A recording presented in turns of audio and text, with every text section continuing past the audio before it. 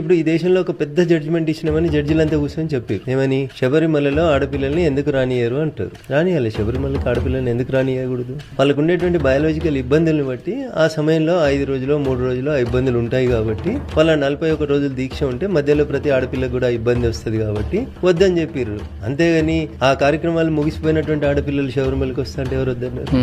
దానికి కొంతమంది జడ్జిలు ఏం చెప్తారు? శబరిమలకి ఎవరు వస్తా అంటే వాళ్ళని తీసుకుపోయి చూపెట్టుర్రు అంటారు. సరే, సుప్రీంకోర్టు చెప్పింది తీసుకుపోయి ఆకాశంలో సగం, జనాభాలో సగం ఆడపిల్లలకి సముచితమైన స్థానం ఉండాలి, శబరిమలకు రావాలి. ఎప్పుడైతే మీరు జనాభాలో సగం ఆడపిల్లలు ఉన్నారో అని అన్నారో, నాలంటి నుంచి అడగమన్నా అడగకమన్నా నా నుంచి ఒక ప్రశ్న వస్తుంది. సుప్రీంకోర్టులో మొత్తం 32 కుర్చీలు ఉంటాయి. ఇయాలటి దాకా వంశం openly challenging this judicial system being advocate. 32 మంది సుప్రీంకోర్టు జడ్జిలకు ఇట్లా బెంచ్లు వేసి కూర్చోబెడితే అలా సగానికి సగం 16 మంది మహిళా జడ్జిలు ఉన్న రోజు చూపెట్టు. ఈ దేశానికి స్వతంత్రం వచ్చిన 75 ఏళ్ళకు కూడా నీ పక్కన సగం మంది ఆడబిడ్డల్ని కూర్చోబెట్టుకోవడానికి, న్యాయమూర్తులుగా కూర్చోబెట్టుకోవడానికి మనసొప్పని ఒక గౌరవ న్యాయమూర్తి వాళ్ళు ఆకాశంలో సగం కాబట్టి వీళ్ళని శబరిమల గుళ్ళకు దోలియాలంటే ఏం చెప్పదలుచుకున్నావు?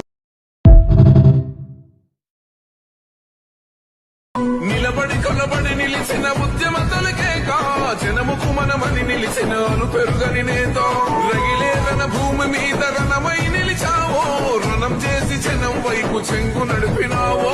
రాష్ట్ర